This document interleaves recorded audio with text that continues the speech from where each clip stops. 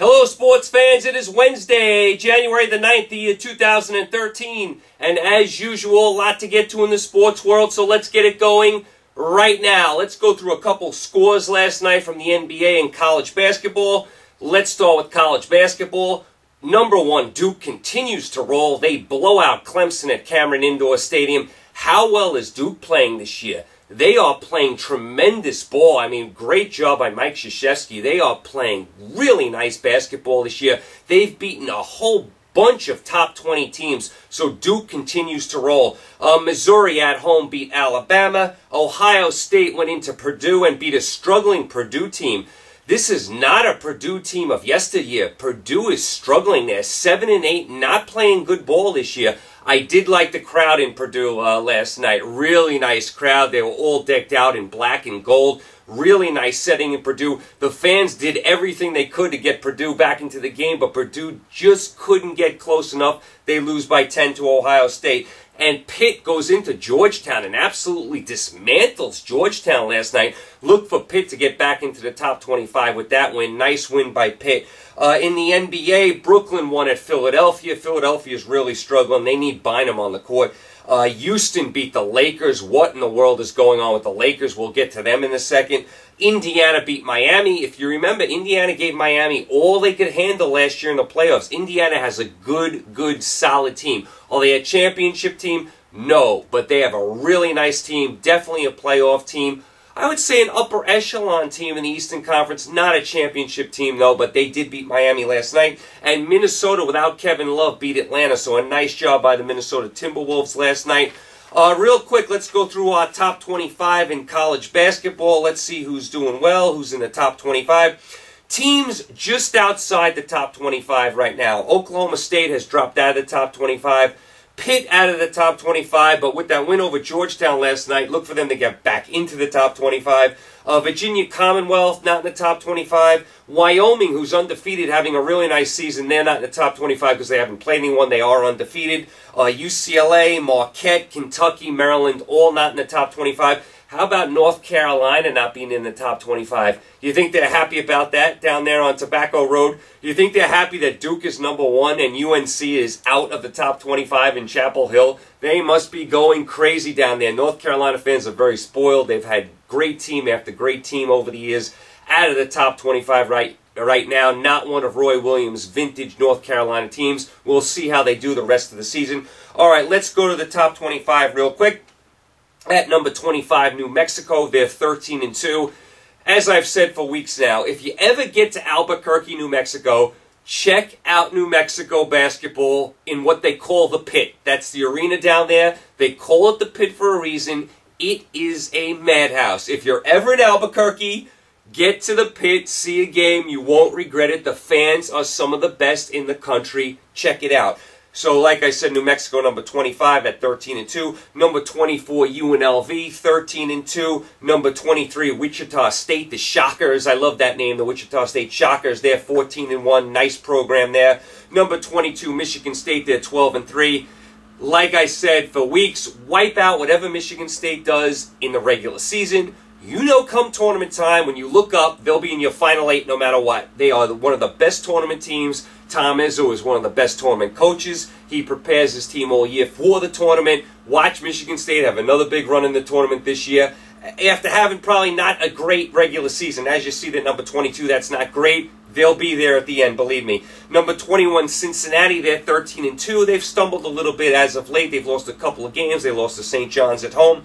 Number 20, NC State, they're 12-2. They have a big game at home against Duke over the weekend on Saturday in Raleigh. I might pick an upset in that game. I may say NC State pulls an upset. We may see a storming of the court on Saturday. Look for NC State to possibly upset Duke on Saturday afternoon. You heard it here first. Number 19, Georgetown, they're 10-3. Like I said, they got bombed last night by Pitt. 18, Kansas State, they're 12-2. Number 17, Notre Dame, they're 13-1. Notre Dame coach is a fabulous coach. Every year he seems like he's up for Coach of the Year.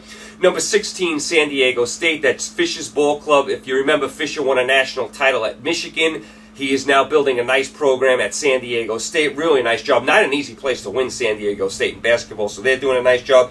Number 15, Ohio State. They beat Purdue last night. They are 12-3. been stumbling a little bit. They got bombed by Illinois, but they did rebound last night. Number 14, Butler, 12-2. You've got to love Butler. I mean, the darlings of basketball every year. Nice little program, Butler. They can play with the big boys now. Number 13, Creighton. They're 14-1. They play in Omaha, Nebraska. They get a huge crowd there. I keep saying it. You would be really shocked at the crowd that they get for Creighton basketball. They get like 15,000 people to watch Creighton basketball. Tremendous job by their fans. Number 12, Illinois. They're 14-2. Like I said, they had the big win over the weekend against Ohio State where they just crushed them. Number 11, Florida. They're 10-2. I actually think Florida is better than 11. They lost 2 heartbreakers in 1 week to Arizona, a game they should have won, and they also lost to Kansas State. I think Florida is better than 11. Missouri at 12-2. I love their arena out there in Missouri, out there in Columbia, Missouri. Very underrated arena. I like the way it's configured. I like the fans out there. Missouri at number 10. Gonzaga, number 9, at 15-1. Gonzaga, year after year after year, continues to do it. It's amazing. This is Gonzaga, Spokane, Washington, a little school all the way on the West Coast, and here they are playing with the big boys year after year in the top 10 again. Does anyone do a better job than Gonzaga? They're number 9. Number 8, Minnesota. The Big Ten is loaded. That's Tubby Smith's team, 14-1. Nice team this year. Number Syracuse, 14-1. Jim Boeheim doing it again. Every single year, they're a good team. Number 6, Kansas, 12-1.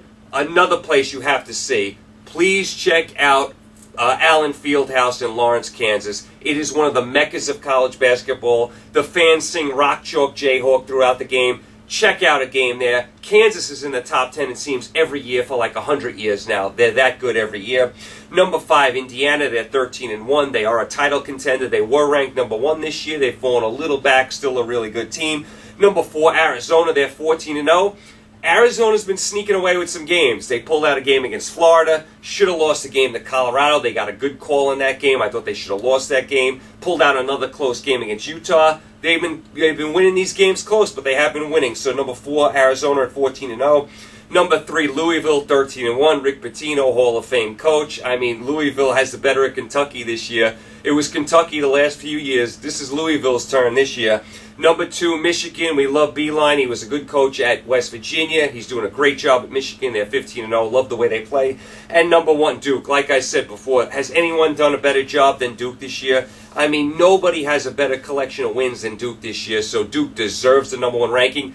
They're on upset alert, though. Like I said, they go into NC State over the weekend on Saturday. I think NC State can beat them. I mean, Duke is not going to go undefeated. It's hard to go undefeated this day and age in college basketball. They're going to lose sometime. Why not to NC State on the road? So keep an eye on that game. Real quick in the NBA, as again my voice is going, what else is new? The NBA, real quick, we'll go Eastern Conference, Western Conference. We'll go worst record to best. Let's start in the East. Washington Wizards, 5-28, really struggling. 4-13 at home, 1-15 on the road. Thankfully, John Wall will be back in 2 weeks. Thank goodness. They need John Wall to have any sort of chance at winning. Washington did actually beat Oklahoma City a couple days ago. I have to give them credit for that. They did beat Oklahoma City. Washington really needs Wall back to have any hope to win any game, so he'll be back in 2 weeks. Keep an eye on that. Cleveland Cavaliers, 8-28, 3-12 at home, 5-16 on the road. I do like Irving, their point guard. They need a lot of work, though, Cleveland. Charlotte, 9-24. I mean, what can you say? 5-13 at home, 4-11 on the road. They had that huge losing streak that they broke last week. Michael Jordan really needs to pick it up as an executive. As good a player as Michael Jordan was, he's been a terrible executive. Orlando, 12-22. Without Dwight Howard, do we expect much from them? Toronto, 12-22, 4-15 on the road. They were playing decently there, but we can't expect much from Toronto. Detroit, same thing, 13-23, 3-14 on the road. I mean, just what we expect from Detroit. Philadelphia, what is going on with them? They started out playing well this year. They are 15-21, 3-8 in their last 11. Still no signs of Andrew Bynum. Is Andrew Bynum going to play this year? If you put Andrew Bynum on this team, they have a decent team. Without him, they're an under 500 team. Andrew Bynum, where are you? What's the story with these knees? Last year, he played the whole season for the Lakers. He didn't have any knee troubles last year. Now, all of a sudden, he's hurt. He said, well, he hurt one of his knees bowling, of all things. Andrew Bynum, you got to get back on the court. Sixers need you in a big way. Milwaukee, 16-16. They had lost 4 in a row. They did win last night. They're actually 17-16, excuse me. Scott Skiles fired as coach. Boylan in as coach. We'll see if the change makes any difference. I love the backcourt in Milwaukee with Jennings and Ellis. I don't like their front court. We'll see if they move either Jennings and Ellis to get some more help in the front court. So we'll keep an eye on Milwaukee. Boston 17-17. They've won 3 in a row. They beat the Hawks and the Knicks on the road. The Celtics for one game can beat anyone. It's when you get into those long, grinded-out series where their age starts to show. But they can beat anyone in a one-game deal. Brooklyn, 19-15, playing much better with P.J. Carlesimo after they fired Avery Johnson. They needed to make a change. I mean, Avery Johnson probably got a raw deal, but Brooklyn just wasn't playing well. Now it looks like Darren Williams is playing better. Brook Lopez playing better. They're finally getting healthy. Brooklyn's starting to play good basketball. We'll see who becomes the head coach of this team. Phil Jackson says he's never going to coach again. Who knows about him? Will they keep P.J. Carlesimo as the coach? Will they go after somebody else? Do they want Van Gundy? Van Gundy said he doesn't want to coach this year. He wants to coach next year. Who knows with that? Indiana, 20-14. What a nice job Indiana is doing. They haven't had Granger the whole year, and they're still playing decent ball. They started off very shaky. Indiana, very nice team. If they get Granger back, they are an upper echelon Eastern team. So keep an eye on Indiana. Chicago, 19-13. Does anyone play harder than Chicago every night? Thibodeau, the coach, is a defensive coach. He gets the most out of his team every night. They haven't even had Derrick Rose yet this year, and they're still 19-13. Great job by Thibodeau. Great job by the Bulls. Atlanta, 20-12. 20-13. They lost last night. Horford playing well. Josh Smith playing well. Atlanta doing a tremendous job this year. They had so many new players. I mean, they had like 9 new players coming into camp this year. I like what I see from Atlanta. Knicks at 23-11, doing a really nice job despite the loss to Boston the other night. Carmelo Anthony had a bad game the other night, but he's been playing on a high level. The Knicks are playing tremendous ball. I like what Woodson's done with the team this year. I like basically everything I've seen from the Knicks this year. You can't go too crazy on the loss to Boston the other night. The Knicks have had a really solid year. They do miss Felton, though. They need Felton back. He's the straw that, that stirs the drink, as Reggie Jackson used to say. So they need Felton back. Miami, 23-9. We know when they bring their A game, they're the best team in the NBA. They're 23-9. They have their games where they're kind of not motivated, where they'll lose to a bad team. When Miami is motivated, they're the best team in the NBA. Make no mistake about it. Let's go to the West. Let's go to the worst to the first. The New Orleans Hornets, 9-25. They do have a collection of nice young players with Davis and Rivers and Gordon, but they're still young, they're still green, they're still inexperienced. Do have a nice core young players. We'll see how they develop. Phoenix 12-23. I don't like much about Phoenix at all. Sacramento 13-22, 3-14 on the road. We still don't know where Sacramento's going to end up. Are they going to stay in Sacramento? Are they going to get a new arena? Are they going to move to Virginia? What do they do with this core? They do have some decent young players. Cousins is a nice player, but he's flaky. Fredette can hit the 3, but is he a superstar? Evans is now playing hurt. Maybe they need to make a trade and break up this core because it doesn't seem to be gelling. So that's where Sacramento is. Dallas, 13-22, 5-15 on the road. The Dallas Mavericks, and Dirk Nowitzki's been back now. I know he's just gotten back into the starting lineup. What's going on with Dallas? They should be better than this. I mean, come on, 13-22 with Mark Cuban at the helm with his big payroll. He spent a lot of money in the offseason. They do have some decent players. I know Nowitzki missed some time, but 13-22, terrible job by Dallas. The LA Lakers, 15-19, 5-11 on the road. They got smashed by Houston the other night, last night. What's going on with the Lakers? I don't like D'Antoni as the coach. I didn't like Mike Brown before him as the coach. I don't like this collection they have assembled. They have no bench. They have old people. Nash is old. Artest is old. Gasol is old. Plus Gasol is soft. Kobe, even though we know he's great, he's getting older. Dwight Howard is young, but he's out with an injury, and Dwight Howard is a flake. I don't know what kind of player Dwight Howard is. He has all the ability in the world, but he never takes his team to the promised land. What's going on with Dwight Howard? And oh, by the way, he hasn't signed with the Lakers yet. He hasn't signed an extension. Watch him pull this, I want to go to another team in the offseason or something like that. Now you got Kobe Bryant tweeting every 2 seconds about the team's old, and then you got rumors about him and Dwight Howard fighting. And by the way, why is Kobe Bryant tweeting every single day about what the Lakers are doing, especially like how old they are. Kobe Bryant was a private guy most of his career. He didn't like, sharing that kind of information at all. He was very private. Now, every single day, there's a new tweet from Kobe Bryant about how the team's old, and they got run off the court, and he's griping with this one, he's griping with that one. Kobe, knock off the tweets, all right? It just causes more problems. It's like Kobe's addicted to tweeting now, of all people. He used to be a private guy. You get on this Twitter thing, and you get addicted to this stuff. Kobe, knock off the tweeting. We don't want to hear how old the team is. We know. Keep it to yourself. I mean, why would you want to keep putting that out there? It's just embarrassing for the Lakers. So the Lakers continue to struggle. They are not a championship team. They may sneak into the playoffs. They're not a title team. Minnesota, 16-15. What a shock. Kevin Love is out again. Is Kevin Love ever healthy? Do him and Rubio ever play at the same time? Kevin Love, who missed weeks at the beginning of the year with a broken hand, re-broke his hand. So now he's going to be out another few months. Love and Rubio are never on the court at the same time, and most of the time they're off the court at the same time. I mean, Minnesota, they get those two guys healthy, they have something, but they're always hurt. Utah, 18-18, 11-4 at home, 7-14 on the road.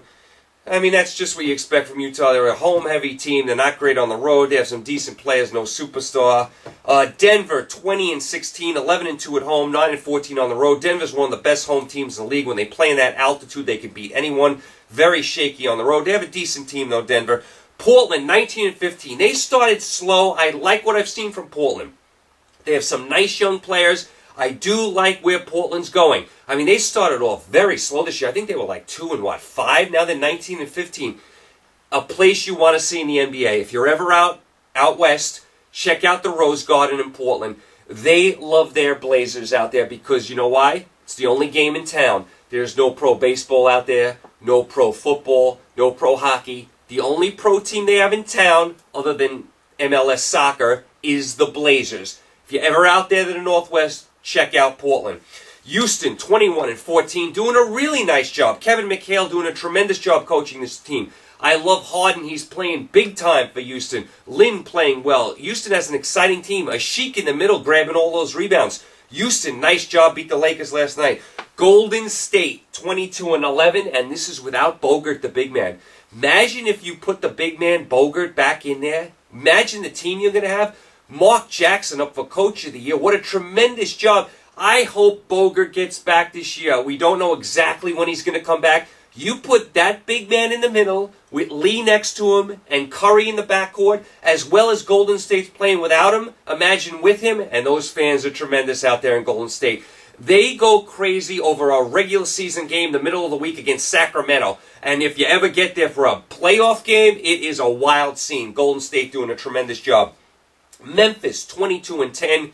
Nice collection of players. Where's their superstar, though? They have Marc Gasol, they have Rudy Gay, they have Randolph, they have Conley. Who's your superstar, though? In the playoffs, it's a superstar league. Superstars win titles. Memphis has some all-stars, no superstar. That's going to come back to bite them. San Antonio, 27-10. They lost to New Orleans, of all teams, the other night. They play the Lakers tonight at home. San Antonio is going to give you everything they have. We all love Duncan, although he's aging. We love Popovich, the coach. We love Ginobili. We love Parker. We love the way they play.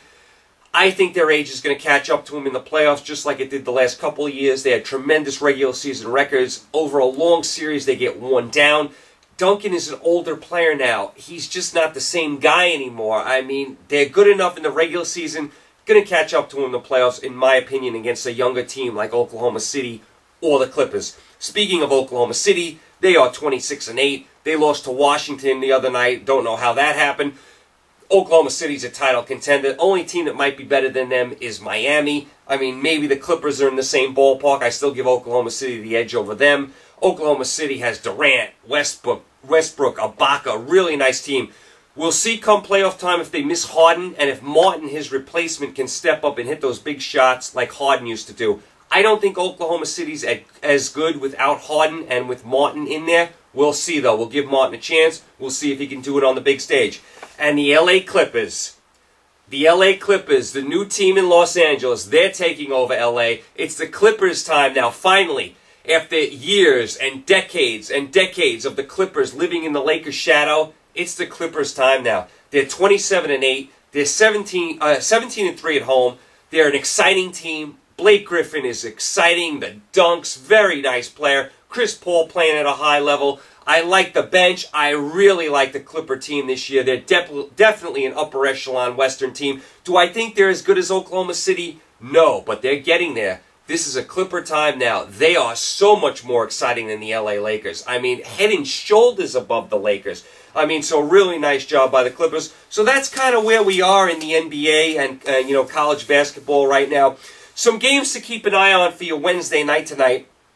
College basketball, Nebraska at number 2, Michigan. You got Louisville at Seton Hall. You got Iowa State at Kansas. Syracuse at Providence. You got a nice Big Ten game. Minnesota at Illinois. You got Georgia at Florida. That would be better if they were playing football. Butler at St. Joe's. San Diego State at Fresno. You got Georgia Tech at NC State. And you got a late night game, UNLV at New Mexico. So you got some college basketball if you're looking for it tonight. NBA tonight. You got the stumbling Lakers at the Spurs. The Spurs should blow them out. Minnesota at Oklahoma City. Oklahoma City off a bad loss to Washington, and Minnesota on a back-to-back. Look for Oklahoma City to crush Minnesota tonight. Dallas at the Clippers. I mean, is Dallas going to actually play some decent ball this year? Nowitzki's got to really step up his game to carry Dallas. And Memphis at Golden State. That's a very nice late-night game tonight. So you have some NBA, you have some college basketball tonight. Now, tomorrow we're going to get into our NFL. We're going to get into all 4 games. Right now, Denver is a 9-point favorite at home against Baltimore. New England, a 9-point favorite over Houston in New England. Atlanta, only a 2-point favorite at home over Seattle. That spread keeps going down. And San Francisco at home, -3 over Green Bay right now. We'll get into all of these games tomorrow. We'll break down all the games. We'll go through them. We'll give you the picks.